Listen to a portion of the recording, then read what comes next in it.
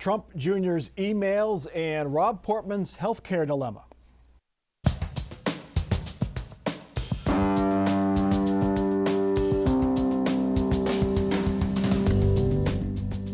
Joining us on Columbus on the Record this week, Jackie Borchert, State House reporter for Cleveland.com. Ray Miller, publisher of the Columbus African American News Journal. And Marianne Sharkey, public affairs consultant. Developments out of Washington dominated this week's news, and we'll look at what impact they will have in Ohio and on Ohio politics this week. First to those emails, you know, the ones between Donald Trump Jr.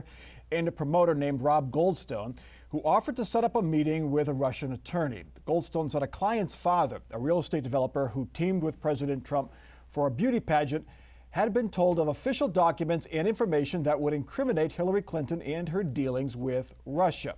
Goldstone said it was part of Russia and its government's support for Mr. Trump. Donald Trump Jr. responds, "If it's what you say, I love it." Trump Jr., advisor Jared Kushner, and campaign manager Paul Manafort met with the lawyer and perhaps others now, but the Trumps say it all amounted to nothing. In retrospect, I probably would have done things a little differently. Again, this is before the Russia mania. This is before they were building it up in the press. For me, this was opposition research. I think from a practical standpoint, most people would have taken that meeting. It's called opposition research or even research into your opponent.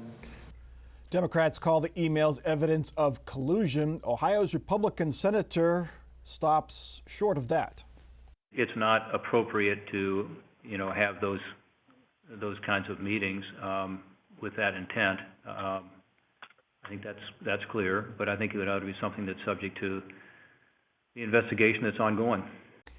Marianne Sharkey, was this simply digging up dirt on Hillary Clinton, or is this something more? Well, obviously, the alarm bells should have gone off when the Russian government is clearly identified in the emails as being involved. I think that just about anyone in public life, and they are now claiming, well, we were novices.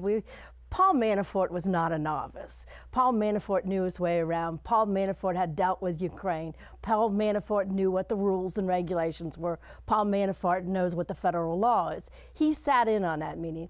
The fact that they did not call the FBI or the CIA or the State Department to let them know about this, frankly, I think it's going to be criminal. I really do. I think this is going to lead to criminal charges.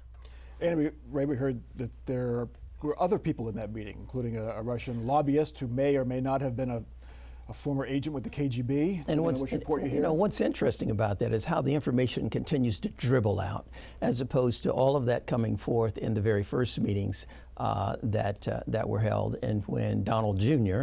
said that he had been in contact with the Russian official. It's almost like you don't know where to start. There's so many things that are wrong with this. They don't have a moral compass. You know what's right and you know what's wrong based on how you were raised, what your parents taught you, those individuals who influenced you the most. And so there's no moral compass with the president or his son or anyone he's appointed anywhere within his administration. They're all about the bucks and getting ahead. Jackie, what do you make of Rob Portman's statement? He's never been a huge fan of Donald Trump. He sort of stayed away from blasting him when he was running for re-election. But, he basically said this was inappropriate, more than other Republicans who say, I'm troubled by this, is what the phrase you keep hearing over and over again. Yeah, Senator Portman did take it, I think, a step further, kind of closer, more in the vein of Senator John McCain's comments, too, were probably more on the extreme end of the Republican response, if you will. But he also, expanding on those comments you showed, did, again, reiterate his support for the independent investigation being conducted by Bob Mueller. Yeah. Marianne, getting to this whole novice thing. Yes. Hillary Clinton's supporters were working with Ukrainians at one point to try to get information on Paul Manafort. Of course. But they were wise enough, savvy enough to keep a lot of distance between the campaign and any foreign nationals. Is it just a matter of not being good enough at this game? Is that the Trump's problem here? No, I think that we can really connect the dots through those emails. It's a little more difficult with Hillary Clinton, and of course she had the Secretary of State, and she was Secretary of State, so she knew what the rules were. She did have people who knew how to handle it. There was a legitimate inquiry, I believe, with Paul Manafort and the Ukraine dealings, and I think good questions can and still are being asked about it. I believe that he's going to be very much key to this. But no, I do not buy the novice defense here. I think that you have around Donald Trump. Donald Trump, one of the things he ran on is he's going to surround himself by experts and by people who know what they're doing. And obviously he's now saying, I was not surrounded by people who knew what they were doing. Ray, if you were advising the Trumps, which you probably wouldn't, but if you were advising a politician in this situation, would you advise them just to get everything out all at once and be done with it? Absolutely. After the lecture that I gave to that elected official, you know, he's 70 plus years old. He's not a child.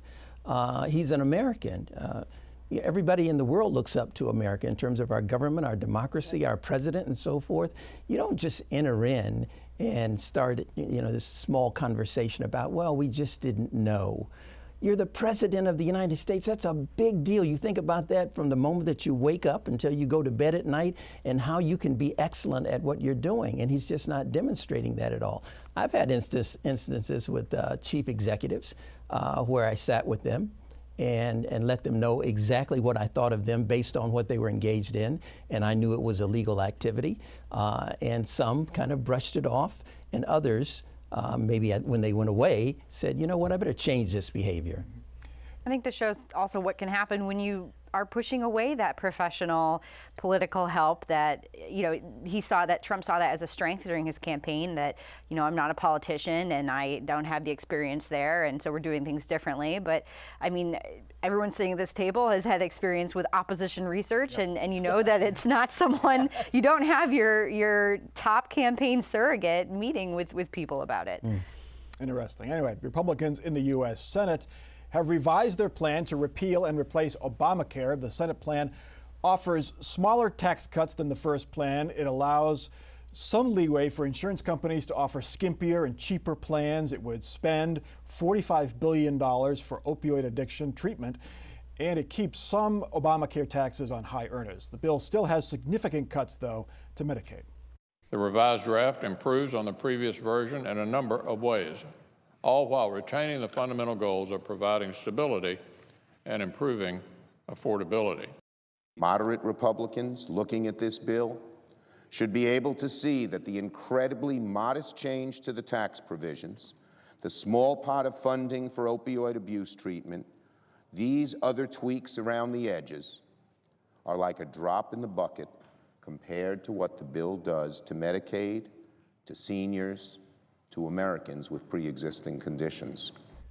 Jackie Borchert, that was partly Rob Portman's complaint with the first bill. It was the Medicaid cuts were too deep. They're basically the same in this bill. There was some added money for opioid addiction. Is that a deal breaker for Rob Portman? Well, as of Friday, he still said that he wants to look at it. And, you know, the Medicaid cuts, like you said, were the deal breaker for him last time. And that's kind of the wait and see. We'll see if that if the opioid money will actually make a difference. He has also said that he wants to wait and see what the actual numbers are on this from the CBO, the Congressional Budget Office. So, you know, they have a handful of, or 3 votes now, Republicans saying that they're not going to vote for it. So he could be the deciding vote to not move it forward, but I think too much is unknown. $45 billion, is that enough, Marianne, to keep Rob Portman and other moderates who are worried about opiate addiction in there? Well, I can't really read his mind, because Rob Portman's mind. Once again, he's showing his really moderate Republican tendencies here, because, you know, he's been kind of saying, well, maybe, maybe not, maybe this will do it, maybe that won't do it. We're not quite sure. Opioid is his big issue, and also Medicaid funding is another important issue. And he's tied in with John Kasich on the Medicaid funding and has been very much in the same sort of viewpoint as Kasich about the necessity for Medicaid funding. I think we will see the rollback of like the rules on punishing people for not taking out insurance, and some of that's going to get rolled back. But it's interesting, Donald Trump himself is now calling this they. They promised to do this, not me, they. So he's putting the onus on the Congress, no surprise. Ray, on the, the thing that Ted Cruz wanted was this provision that allows states to offer pretty skimpy insurance plans that are cheap. But folks would know that when they bought them, and they would have the consequences should they get really sick. Shouldn't people have the ability to do that? I think there should be options. Ted Cruz is not a person that when he starts to speak, you almost know it's not going to be straightforward and honest. That's for sure. He has a history of doing that. I had an older man, I was in church, and he said, you know, you can't teach what you don't know, and you can't lead where you won't go. And I think that's the instance with the Republicans here, is it's something that they don't know as well, this whole health care field. Serving low-income people, serving those who are receiving Medicaid, dealing with people who are drug addicted. It really is not something that most of the Republicans have taken the leadership on. But they knew what they were against. They were against Obamacare. Oh, yeah. And once it was nicknamed Obamacare, that's what all the Republicans came down on. The problem is it's very easy to be a naysayer. It's very, very difficult to build up your own health care plan. Exactly, and that's what they don't have the expertise in doing. Right. Jackie, one of the bad optics of the bill was that there was pretty significant tax cuts for wealthy folks that were imposed under Obamacare. Those were eliminated, so it was basically a tax break for those folks, combined with Medicaid cuts. Does tax cuts are less now? Does that help the optics a little bit? A little bit. I mean, they needed that money to for that opioid funding that we talked about, also for the nearly $200 billion to help shore up the insurance companies, to help stabilize the market, which experts say is still not enough to do that. Yeah, I think it helps the optics. I think, when you're talking about Medicaid and opioid funding, I mean, they're partners right now. In Ohio, 1 in 5 Ohioans is on Medicaid. So, I mean, of course, it's a priority for Senator Portman and Governor Kasich. But, the governor's office has also pointed to Medicaid funding as the state's main contributor for fighting the opioid crisis. So, to cut Medicaid and then say, here's some more money for opioid funding, you're not really getting ahead. It's maybe even a step or two back. Marianne, a Politico poll this week said that 54% of Republicans that they were surveyed want to work with Democrats on health care. What does that say when more than half of the Republicans they polled say, it's time to work with Democrats? Well, it says they're more realistic than the Republican leadership, because the truth is the only way you're ever going to get there is with a bipartisan approach to this. And, Mitch McConnell can get the votes if he works with the Democrats for the votes. But we're in this hyper time where all you have to be Democrat or Republican, you have to be on this side or that side. For a couple of centuries, we were able to get Democrats and Republicans to work together in the Ohio General Assembly, in councils, in Congress, but now it's all going to be one caucus or the other. Right, would Democrats be willing? I mean, Medicaid has to be reformed at some point. I think at the path that it's on, it's going to be, you just can't continue. The costs are just too high and the revenues are too low. How much will Democrats be willing to work on, quote, reforming Medicaid, which might include cuts? I think smart elected officials get together and try to come up with something that's going to be reasonable and beneficial to the vast majority of the people within the country. I just have difficulty myself with the honesty of those who are currently serving in large measure. They know what the situation is out there. They're looking at the people who are showing up in their offices protesting. They're looking at all of the rallies that are taking place within their communities. This grassroots movement is really well organized this time and very strong throughout the country. And so two things politicians can do is count votes and count money. And so right now they're counting votes, and so they're willing to come to the table for some compromise. I think one of the reasons they don't want to break, Ray, is because of the fact that they'll come back to that same grassroots. And remember, all these Republicans were hiding. They're hiding in rural towns. They're going to, small towns for their 4th of July parades. They were not taking people in their offices. Right. I mean, they went into hiding, so I think they're afraid to break once again because they're going to have to face the real people and the voters of their district. And they saw, Jackie, what happened in 2010 when Democrats came home after passing Obamacare, right. which at the time was unpopular. Right. They got the brunt of it then, and they would be getting it now. And I think it's even worse now. It would be worse. It's heightened. Yeah. All right, our next topic, Lieutenant Governor Mary Taylor wants to replace her boss in 2018, making her the 4th Republican candidate to officially enter the race for governor. The GOP field is crowded with big names. Taylor joins Congressman Jim Renacci, Secretary of State John Husted, and Attorney General Mike DeWine. Jackie, John Kasich is pretty popular in Ohio as a whole, although he is not as popular among conservative Republicans. How does Mary Taylor, who is tied to John Kasich, navigate those waters? Yeah, that's the line that she's going to have to walk. I mean, even at her announcement, she was having to walk that line with taking questions at the City Club in Cleveland from more conservative folks saying, you know, I'm not a John Kasich fan, and you know, how are you going to be different from him? And you know, her response was basically, I support the decisions that he makes as he's been governor. I don't agree with all of them all the time, just like I don't agree with my husband 100% of the time. So I mean, it will be interesting to watch her kind of see which side of that line she comes on different issues and moving forward. Already, Congressman Renacci has come out in front as trying to position himself as the outsider from the other three, calling them Columbus Republicans, or, you know, grouping them together. It's like the old Sesame Street game. Which one of these is not like the other? Right. And it's hard to, I mean, Jim Renacci's the congressman, he's a Trump supporter. And he was a mayor. Mm-hmm. They're all trying to say, well, you know, I'm the Donald Trump, but all 4 of them have long histories in state government. Right. And so, I mean, and then Renacci's 4-term congressman. So you can't just say I'm some sort of an outsider here. I think it's between Husted and DeWine. And initially I thought that John Husted might be the nominee, but I don't think so now. You know, as you look at it, and all of the times that DeWine has been on the ballot for everything for 30 years plus, and the resources that he has from being an attorney general, and all of the attorneys throughout the state having to make some contributions to him if they're going to do some work with his office. Yeah, I think he may be the nominee on the Republican side. But Marianne, it's a crowded field. There could be some splitting here where, I mean, Mary Taylor's the only woman. Jim Renacci's going to be the Trump guy. Right. Insider or outsider. Mike DeWine is always the little engine that could. You always sort of underestimate him, and then he just keeps chugging along. He comes to the finish line, and he gets over it. And he wins. He wins. But he is 70 years old, and we are in, now admittedly, so is Donald Trump.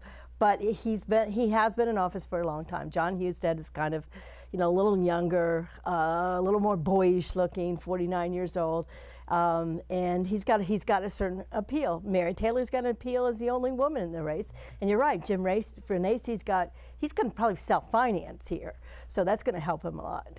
And he's going to have Donald Trump's going to do ads for him. Oh yeah. I mean, we're already seeing the indirect Trump support, the support from, you know, Mike Pence, and he's put several former Trump campaign folks on his team and pro-Trump people. So I mean, from day one, he's been positioning himself in that lane, but he definitely has the people to prove it. Do all 4 make it to Election Day? Well, one second, Marianne. I on this rate. I read that 70 was the new 50, by the way. That's right. There you go. I mean, you look at the Bernie Sanders and Donald Trump and Hillary Clinton, who was pushing 70. Right. Well, I think there's going to be a big push, the Republican Party, to do what they did with Bob Taft and George Voinovich. They're going to try to they moved Taft into a different office when Voinovich ran for governor. So clearly, they don't want all 4 of them. They don't want 4 stars, you know, knocking each other off in the Republican primary for governor. So there will be a huge push to get at least 1 or 2 of them out of it. Be interesting to see which one takes the push, or is pushed. Videos of Columbus police officers were at the center of 2 stories this week. For the first time, a police body camera captured footage of an officer shooting a suspect. We'll get to that in just a moment. First, there's the case of Officer Zachary Rosen, who's captured on video stomping the head of a handcuffed suspect. Columbus Chief of Police Kim Jacobs wanted to suspend him for 3 days, but the mayor's safety director fired him for using unnecessary force. Rosen was involved in the fatal shooting of Henry Green in Linden last summer, and he also received an award for valor early in his career. Ray Miller, should that officer have been fired for what he did there? Absolutely, absolutely fired. And I'm glad you raised the point about what he had done in the Henry Green situation, the murder there. That he was took cleared by place. a grand jury there in that case there. Right, but if you read the stories and if you go back and take a look at that, you have a person who I believe has a mental illness. You know, we focus so much on with our police on being physically fit, a basic level of literacy, but we don't look at, you know, what problems this person may have mentally.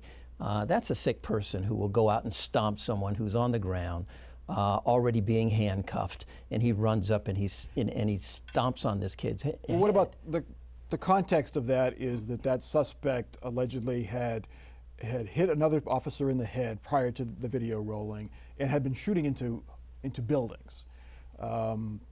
Emotions may have gotten ahead. I don't think that matters. You know, you have to look at the situation. Here's a person who's on the ground. You have a police officer with his foot on his back. He's handcuffing him. Now this guy runs from somewhere, Rosen, the officer, and he's been involved in this kind of activity before. For sure, he should be fired. But more importantly, I think the policies overall, we have to look at mental health. We have to make sure we have more African-American police officers, and I know that the mayor is putting forth some effort there, which is a very positive thing, and I think it's also to his credit that he would even encourage, because I'm sure it's not something that the police, the safety director did on his own without involvement of the mayor. Marianne, what do you make of this? Cleveland has had issues. Oh, we've had some. You live in the Cleveland area. You've Yes. had issues up there. We've had lots and lots of issues. Of course, you can't really tell from one single isolated videotape from a camera. That's one of the things I've learned in covering and being around. And I was actually involved in one of the mayor's task forces and writing some reports on these issues. In Cleveland. In Cleveland. So, so it's very hard to just tell from one video clip. You have to wait for all the results to come out. And also, I don't understand, because Cleveland officers now carry body cameras, and none of these officers had body cameras. And I think that Columbus clearly Cleveland's under a Department of Justice order, consent decree right now. Let's get to that. Okay. For the first time, we do have body camera video. The other video, police this week released the body cam footage of an officer who shot a suspect last week. The video shows Officer Samuel James confronting Kareem Ali Nadir Jones. Here is that video, and a warning, it is graphic.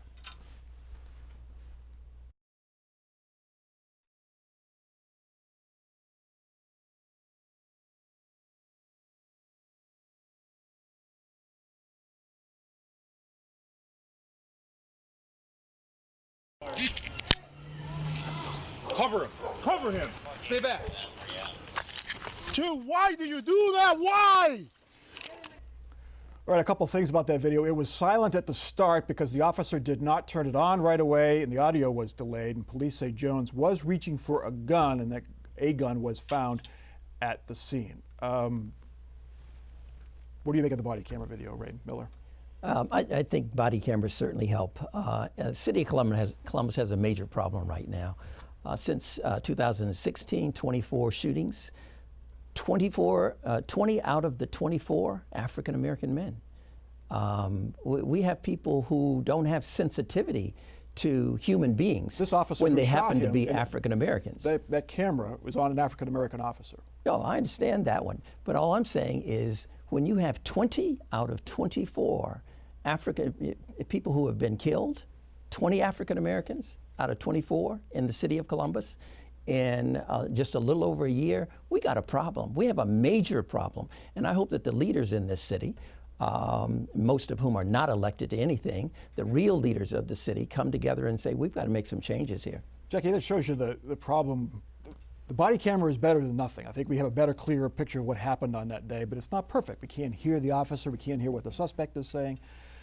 Yeah, it's really just another tool, and I think this illustrates it. I think it also points to the need for Columbus police to enhance training around how they, are using these cameras when they should be turned on, and because he clearly did not turn it on at the beginning of the incident, as I think their policy is. So that right there is a red flag. But like Marianne said, it's really just, it's one more you know, key to figuring out what happened in this case. Just like a police incident report, dash cam video, you know, you have to kind of piece all of these things together to come up with the story of what happened. By the way, in Cleveland Police, it's continuously running. They don't have the option of turning it on or off. Okay, let's get to our final off-the-record parting shots. And Marianne, I'll start with you. Well, I think, as I said earlier, I think Paul Manafort is going to be the key in this investigation and looking into the meetings with the Russians. And I think that Paul Manafort will be on the hot seat, and I think Congress is going to call on him to tell everything he knows. Ray Miller? I've kind of said it. I think Mike DeWine is going to be the nominee. And unless I run for governor, he may become the next governor of the state of Ohio. You're not announcing here? You're not going to announce? We had a previous panelist that announced that he's going to be on the ballot. So anyway. Whatever happened to him? He's not on the show anymore. We don't know yet. Jackie? Oh, well, my colleague Steve Koff in Washington, D.C. uncovered a scoop this week, finding out that state officials in Ohio are trying to get out of some Obamacare requirements. And in order to do so, they have to come up with a plan B to make sure people are covered. But no one knows what that plan B is. So we'll see. It's one of those things where, you know, Republicans in Ohio are looking to D.C. to maybe they'll pass a bill that'll solve all these problems for us. Okay. One of the tests of the body cam system is how quickly that video is made available to the public and to us, the media. And this one came out fairly quickly, within a week. And hopefully Columbus Police will continue to do that, maybe even a little bit earlier. But within a week is certainly reasonable, and hope that the future body cam footage comes out as quickly. That is Columbus on the Record for this week. Let's check us out online. Continue the discussion on Facebook and Twitter, and you can watch each show on demand whenever you want at our website, wosu.org/COTR. For our crew and for our panel, I'm Mike Thompson. Have a good week.